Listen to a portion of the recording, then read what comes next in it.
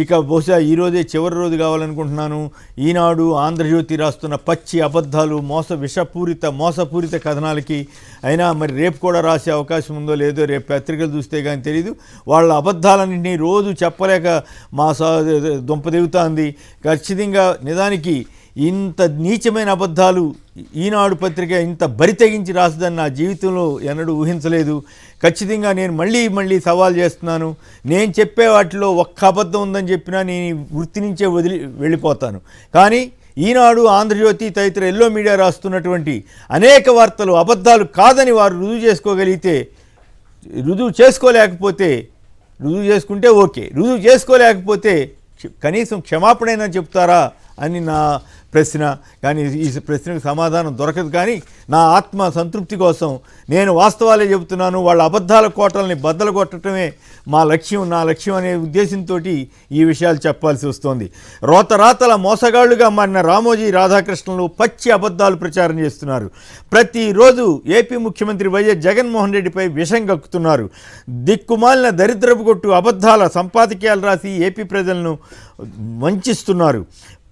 వార్తల్లోనూ సంపాదకీయాల్లోనూ రెచ్చిపోయి రామోజీ 89 ఏళ్ల వయసులో కూడా ఇంత దారుణంగా ఇంత దారుణంగా వ్యవహరించడం శోచనీయం. ఆకాశమే హద్దుగా బరితెగించి ఈరోజు ప్రచారానికి చివరి రోజునేమో పుంఖానుపుంఖాలుగా ఈనాడు అబద్ధాలతో పత్రిక అంతటినీ నింపేసిందండి. అలాగే దరిద్రపు కూడా సంపాదకీయాన్ని, నీచమైన సంపాదకీయాన్ని మళ్ళీ రాశారు. చంద్రబాబు టైంలో మద్యం నిజంగానే మందు పాత్ర. ఇప్పుడు నియంత్రణలోనే ఉన్న రామోజీకి మాత్రం ఈ పిచ్చి సంపాదకీయం రాసి ఇప్పుడేదో జరిగిపోతుందన్నట్లుగా ప్రజల్ని వంచాలని చూస్తున్నారు. ఇప్పుడు నియంత్రణలో ఉన్న విషయాన్ని మాత్రం ఆయన విస్మరించి ఇట్లా రాస్తున్నారు. అంతదాకా ఎందుకు? అసలు ఫిలిం సిటీలో మరి మందు పాత్ర అంటున్నాడు కదా, మందు తాగితే ఆ మందు పాత్రని తీసేసి అక్కడ ఎవ్వరికి మందు ఇవ్వకుండా ఫిలిం సిటీ నడపొచ్చు కదా. ఆయనేమో మందు ఇష్టారాజ్యంగా అమ్ముకుంటాడు, ఇతరుల మీద మాత్రం బురద జల్లుతుంటారు. ఏం దారుణం అండి ఇది. తెలుగుదేశం పార్టీ కూటమి పేరుతో ఇచ్చిన ఒక ప్రచార ప్రకటన గత 5 ఏళ్లుగా ఈనాడు ఆంధ్రజ్యోతి రాసిన అబద్ధాలన్నింటినీ కలిపి మళ్ళీ ఒక అడ్వర్టైజ్మెంట్గా ఇచ్చారు. ఆ అడ్వర్టైజ్మెంట్ని వీళ్ళు బ్రహ్మాండంగా వేసుకున్నారు. దీంట్లో ల్యాండ్ టైటిలింగ్ యాక్ట్ అబద్ధం కూడా ఉంది. నిన్న ఎన్నికల సంఘం మళ్ళీ నోటీస్ ఇచ్చినా, అంతకుముందు చంద్రబాబు లోకేష్ల పైన కేసు పెట్టినా కూడా ఈ అబద్ధాలు ప్రచారం చేయొద్దని పచ్చి అబద్ధాలని మోసం చేస్తూ రాస్తున్నారు. వాళ్ళు చెబుతున్నారు, వీళ్ళు రాస్తున్నారు, వీళ్ళు అడ్వర్టైజ్మెంట్లు ఇస్తున్నారు, వాళ్ళు ప్రచురిస్తున్నారు. అంటే ఎన్నికల సంఘం మా జేబులోనే ఉందని వీళ్ళు రుజువు చేయదలుచుకున్నట్లుగా ఉంది. ఆయా వ్యవస్థలన్నీ మేనేజ్ చేయడం కోసమే బీజేపీతో కలిశామని చంద్రబాబుతో కంటే కూడా రామోజీ ఎక్కువగా చెబుతున్నట్లుగా అనిపిస్తుంది. గతంలో చంద్రబాబు పాలనలో ల్యాండ్ పూలింగ్ పేరుతో కొత్త చట్టాలు చేసి దళితులు 5,000 ఎకరాలు కొట్టివేసిన టీడీపీ నేతలు వాళ్ళ బినామీలకు కొట్టివేసిన సంగతి ఆధార సహితంగా కేసులు కూడా వస్తే దాని గురించి రాయని రామోజీ ఇప్పుడు ప్రజా రాజధానికి ఏదో జరిగిపోయిందంటూ పచ్చి నయవంచనతో కూడినటువంటి ఆంధ్రప్రదేశ్ ప్రజల పట్ల విషపూరితమైనటువంటి కథనాలని రాస్తూ వచ్చారు. కేంద్రం తీసుకొచ్చిన ల్యాండ్ టైటిలింగ్ యాక్ట్ ద్వారా వైసీపీ ప్రభుత్వం భూములు నొక్కేస్తున్నట్టు నీచమైన పచ్చి అబద్ధాన్ని, రోత అబద్ధాన్ని, చీదరబుట్టే అబద్ధాలని ఈనాడు రామోజీరావు ప్రచారం చేస్తున్నారు, రాధాకృష్ణ ప్రచారం చేస్తున్నారు. ఇక అందుకే గత 4 నెలలుగా 5 నెలలుగా నేను చెబుతూ వస్తున్నాను, వీళ్ళు ఆంధ్రప్రదేశ్ పాలిట రామోజీ, రాధాకృష్ణ తదితర ఎల్లో మీడియా పచ్చి అబద్ధాలు రాస్తూ నిజమైన ఆంధ్రప్రదేశ్ పాలిట నిజమైన సైకోలుగా, సైతాన్లుగా, చివరికి పైతాన్లుగా అవతరించి మొత్తం తినేయాలని చూస్తున్నట్లుగా ఉంది. వీరికి జనం గుణపాఠం చెప్పకపోతే వారికే నష్టం. ప్రజలు ఇప్పటికే ఈ విషయాలు గ్రహించారన్న దుగ్ధతోటి కొత్త అబద్ధాలను పేర్చి రామోజీ, రాధాకృష్ణలు ప్రజల్ని మోసం చేసే ప్రయత్నం చేస్తున్నారు. అయితే ఏపీ ప్రజలంత అమాయకులు కారన్న సంగతి ఈ ఎన్నికల్లో రుజువవుతుందని నేనైతే ఆశిస్తున్నాను. ఎన్నికల వేళ చంద్రబాబు కుట్రలకు మరోసారి రైతులు, విద్యార్థులు, మహిళలు బలయ్యారు. వాలంటీర్లతో పండుటాకుల ప్రాణాలు తీసి కృతానందం పొందిన చంద్రబాబు, పవన్ కళ్యాణ్ ఎల్లో మీడియాలు 5 ఏళ్లుగా కొనసాగిస్తున్న సంక్షేమాన్ని ఎన్నికల సంఘంపై ఒత్తిళ్లతో అడ్డుకున్నారు. సో వరుసనే అబద్ధాలు ఏమిటో చూద్దాం. 5 ఏళ్లుగా ఎల్లో మీడియా చేసిన పచ్చి అబద్ధాలను తెలుగుదేశం పార్టీ ప్రకటనగా మొదటి పేజీలో వచ్చేసింది. వాస్తవం ఏంటంటే బెజవాడ బీసెంట్ రోడ్లో, హైదరాబాద్ అమీర్పేటలో ప్రైవేట్ సంస్థల కరపత్రికలు కనుక రోడ్లపై జనం కాళ్ళ మీద పడి దర్శనమిస్తాయి. అలాగే తెలుగుదేశం కరపత్రికగా ఈ ఈనాడు ఆంధ్రజ్యోతి మారిపోయి చివరికి బట్టలోడు తీసుకుని నీచంగా ఏపీ రోడ్ల మీద తిరుగుతున్నారు. ఇక ప్రజా రాజధాని ప్రాణం తీసిన జగన్ అంటూ ఆయన రాశారు. ప్రజాదాని వాస్తవం ఏమిటి? ప్రజా రాజధాని పేరుతో 3 పంటలు పండే ప్రజల పొలాలను కొల్లగొట్టి విధ్వంసం చేసిన చంద్రబాబు ప్రజాద్రోహి అవుతారు. కానీ అసలు వాటిని 1,00,000 కోట్లు ఖర్చు పెట్టలేం, అక్కడ శాసన రాజధాని ఏర్పాటు చేస్తాం, అభివృద్ధి పనులు చేస్తాం అని చెప్పిన జగన్ ఎలా ప్రజాద్రోహి అవుతారు? చంద్రబాబు అవుతారు. కానీ అక్కడ అభివృద్ధి కార్యక్రమాలకు అడ్డుపడింది చేయనివ్వకుండా నిత్యం కోర్టులకు వెళ్ళిన చంద్రబాబు గారు ఆయన మనుషులు ప్రజాద్రోహులు అవుతారు. కానీ జగన్ ఎలా అవుతారు? దళితుల భూముల్ని కాజేసిన తెలుగుదేశం నేతలు ప్రజాద్రోహులు అవుతారు. కానీ జగన్ ఎలా అవుతారు? పేదలకి భూములు ఇవ్వడానికి ప్రయత్నం చేసిన జగన్ ఎలా అవుతారు? సింగపూర్ కంపెనీతో తాకట్టు ఒప్పందాలు చేసుకుని సొంత నేతల జేబులు నింపే దుర్మార్గాలకు అవినీతికి పాల్పడి రైతులను నట్టేట ముంచినప్పుడు, రైతుల పొలాలను తగలబెట్టినప్పుడు ఇవేమీ రామోజీకి అప్పట్లో కనపడలేదు. ఇక జూలై 1న 7,000 పెంచినంట, అసలు దేనికి అసలు లేదురా అంటే కొసరిస్తా అన్న అంట. అట్లాగే ఉదాహరణకి తెలంగాణ కర్ణాటకలో కాంగ్రెస్ చేసిన వాగ్దానాన్ని అక్కడ చంద్రబాబు గారు కూడా చేశారు. 4,000 కాదు ఏప్రిల్ నుంచి ఇస్తానని. నేను అంతకంటే ఘనాపడ్డి కదా, రేవంత్ రెడ్డి కంటే మొనగాడు కదా ఆయన. రేవంత్ రెడ్డి గారు ఇక్కడ సరే కొన్ని 1-2 చేసి మిగతావి చేయలేక నేను చేస్తానని చెబుతున్నాడు. దాంట్లో 4,000 పెన్షన్ కూడా ఉంది. 6 నెలలు అయిపోయింది, ఇక్కడ వరకు తెలంగాణలో ఇంప్లిమెంట్ చేయలేకపోయారు. ఈయన ఏకంగా పెన్షన్ బకాయి అంట 7 ఏప్రిల్ నుంచి 7,000 ఇస్తారంట. ఈనాడు వాళ్ళు పెద్ద ఎత్తున పరిచేశారు. ఇంత పచ్చిపాపంగా మారితే ఎట్లా? రాజకీయ పార్టీలు సిద్ధాంతాలు విధానాలతో ఉండాలి, కానీ కేవలం అబద్ధాల పునాదుల మీదే నడపకూడదు.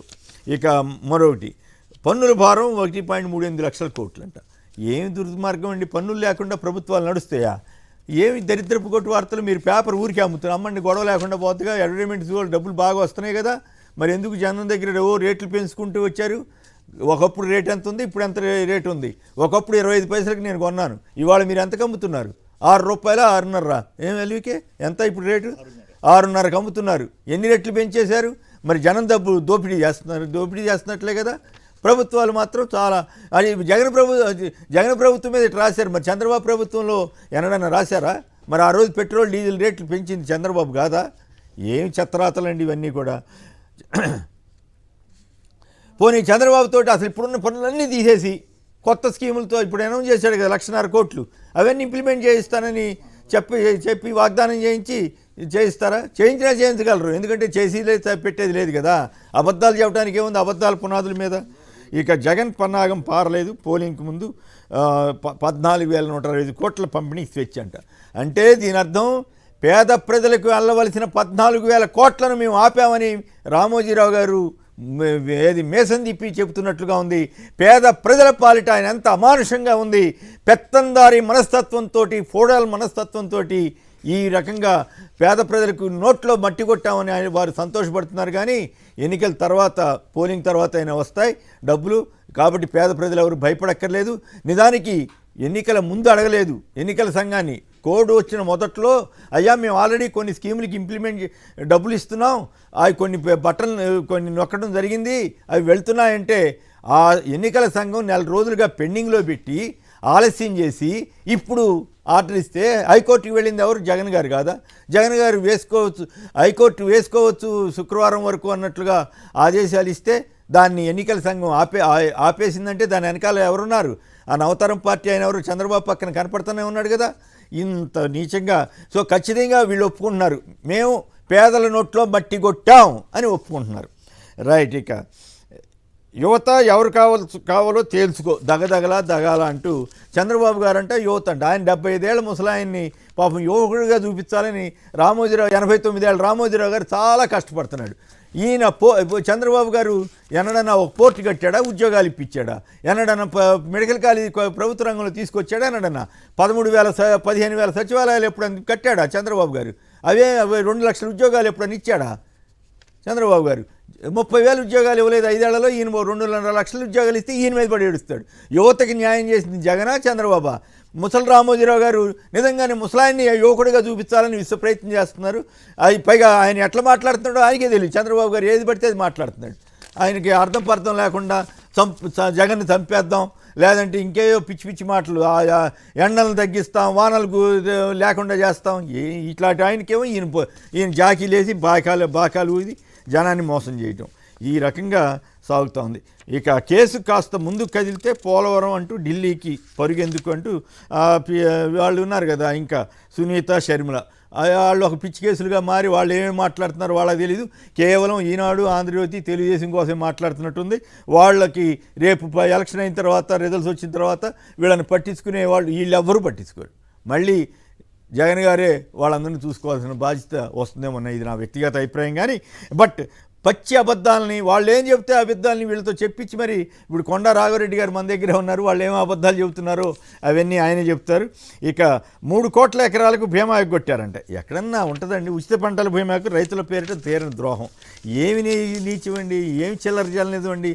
అసలు ఉచిత బీమా పథకాన్ని సక్సెస్ఫుల్గా అమలు చేస్తూ ఆయన ఎప్పటికప్పుడు రైతుల ఖాతాల్లోకి వేస్తుంటే అసలు రైతులు 3 కోట్ల మంది ఉన్నారా? ఏమి దిక్కుమాల రాతలండి, దరిద్రపు కొట్టు వార్తలు. ఇక నాకైతే చేదరేస్తుంది. ఇవాళతో ఈ చేదర వదిలిపోతుందని ఆశిస్తున్నాను. రేపు కూడా ఈ చేదర కంటిన్యూ అయితే మరి నేను కూడా దాన్ని అంతటినీ జనానికి ఎక్స్ప్లెయిన్ చేయక తప్పదు. ఇక ఆంధ్రజ్యోతి తోకపత్రిక కదా, ఇక మనం ఏం చెప్తాం. ఆంధ్రజ్యోతి వాళ్ళు ఇన్ని పేజీలు వేయలేకపోతున్నారు, లేకపోతే వీళ్ళు పోటీ పడేవాళ్ళు ఏమో. కానీ అబద్ధాలు చెప్పడంలో ఈనాడు వాళ్ళు పేజీలు పెంచి మరి చేత అసలు ఇక అంటే ప్రజలెవ్వరూ నమ్మట్లేదు, మమ్మల్ని పట్టించుకోవట్లేదు, చాలా మా విశ్వసనీయత పోయింది, చంద్రబాబుని అసలు పట్టించుకోవట్లేదు అని అయినా కూడా ఇంకా అబద్ధాలు రాసి జనాన్ని మోసం చేయాలి. అబద్ధాలు రాసి ల్యాండ్ టైటిలింగ్ యాక్ట్ మీద పచ్చి అబద్ధాలు.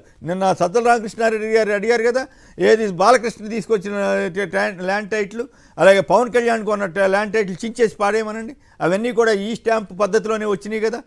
లక్షల మంది చేయించుకుంటుంటే ఇప్పుడు కొత్తగా అబద్ధాలు పెట్టి కాపీలని, జిరాక్స్ కాపీలని పచ్చి మోసపూరితంగా ఎందుకు ఇలా చేస్తున్నారు అంటే కేవలం దిక్కుమాలిన రాజకీయం కోసం, అధికారం కోసం ఎంతకైనా దిగజారుతామని చంద్రబాబు, పవన్ కళ్యాణ్ వంటి వారు అనుకున్నారంటే వాళ్ళ అధికారం కోసం.